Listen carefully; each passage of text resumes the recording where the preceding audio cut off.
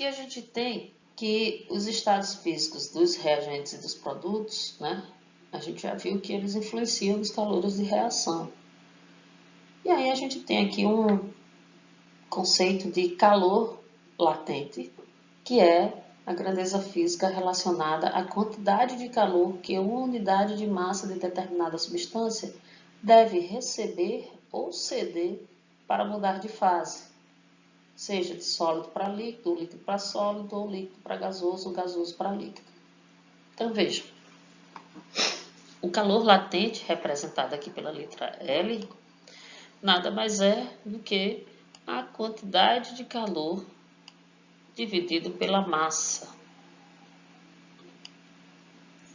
Quando o calor latente for superior a zero, a substância recebe calor. Quando o calor latente for menor do que zero, a substância está cedendo calor. Então, a gente tem aqui, por exemplo, que o gelo, a menos 20 graus Celsius, ele recebe calor para se transformar no gelo a 0 graus Celsius. Esse calor é chamado de calor sensível. Ele não muda de fase, ele não muda de estado. E aí, a 0 graus Celsius, eu vou ter que esse gelo recebe uma quantidade de calor para ser convertido do estado sólido para o estado líquido. E aí, então, essa transformação de estado do sólido para o líquido é caracterizado pelo calor latente, onde o calor latente representa a quantidade de calor que a substância tem que absorver para transformar de um estado para outro. Aqui a gente tem, novamente, quando eu tenho a água a 0 graus Celsius, porém toda líquida, e a água a 100 graus Celsius, essa transformação envolve apenas um calor sensível. O calor latente é quando ocorre a transformação do estado líquido para o vapor. Então, essa transformação de estado, de um estado líquido para o estado de vapor, é o calor latente. Por quê? Porque calor latente é a grandeza física relacionada à quantidade de calor que uma unidade de massa de determinada substância deve receber ou ceder para mudar de fase. Então, se eu não tenho mudança de fase, eu tenho calor sensível. Se eu tiver mudança de fase, eu tenho calor latente. O calor latente de vaporização da água, por exemplo, é de 2,43 kJ por grama. Isso significa que 1 grama de água absorve 2,43 kJ para evaporar, ou seja, passar do estado líquido para o estado de vapor. Consequentemente, 1 mol de água, que tem 18 gramas, vai absorver 43,7 kJ para evaporar. É simples, né? É só pegar esses 2,43 kJ e multiplicar pelos 18 gramas que um mol contém. É exatamente isso que a gente tem aqui. Passagem do estado líquido para o vapor. Água no estado vapor. Envolve justamente 43,7 kJ. E o calor latente de fusão do gelo é de 334 joules por grama. Significa que 1 grama de gelo absorve 334 joules para fundir. Consequentemente, 1 mol de gelo vai absorver 6,01 kJ para liquefazer. Esse valor é chamado, por isso, de entalpia molar de fusão do gelo. De todos esses fatores que a gente viu até agora, a gente tem também a dissolução e diluição de algumas substâncias. Então, por exemplo, quando eu faço a diluição do hidróxido de sódio em água, transformo o hidróxido de sódio, que seria sólido, e adiciono a água, eu acabo transformando no hidróxido de sódio aquoso. essa reação envolve calor de reação, tanto que ela aquece. Se ela aquece, significa que ela libera energia. Então, algumas substâncias, ao serem dissolvidas ou diluídas, elas podem liberar energia ou absorver energia.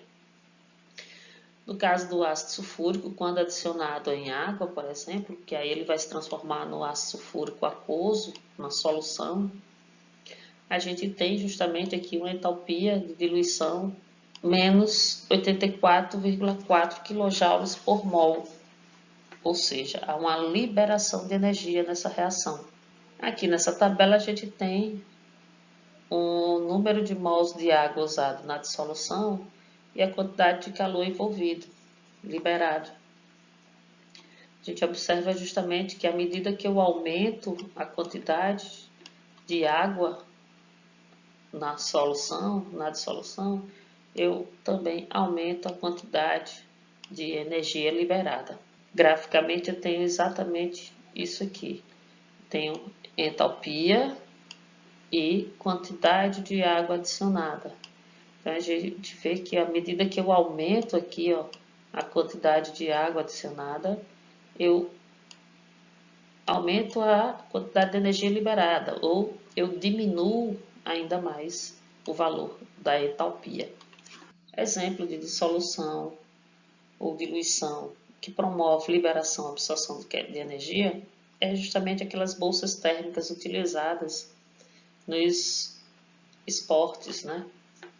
Nas partidas de jogos, onde hoje em dia não se utiliza mais alguém levar uma garrafa térmica contendo água quente ou uma caixa térmica contendo gelo na emergência de utilizar uma compressa quente ou fria.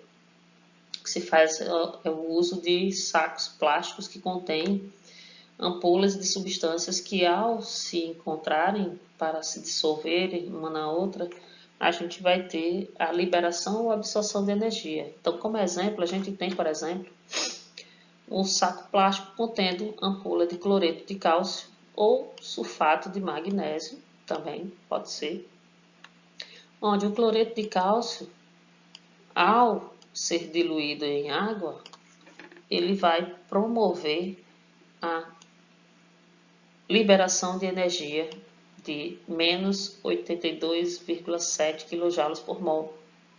Então, se eu quiser aplicar uma compressa de aquecimento, né, eu vou utilizar justamente essa ampola de cloreto de cálcio.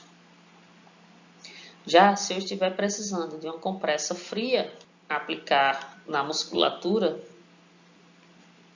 dos atletas, a gente utiliza então o saco plástico contendo uma ampola de água e nitrato de amônio.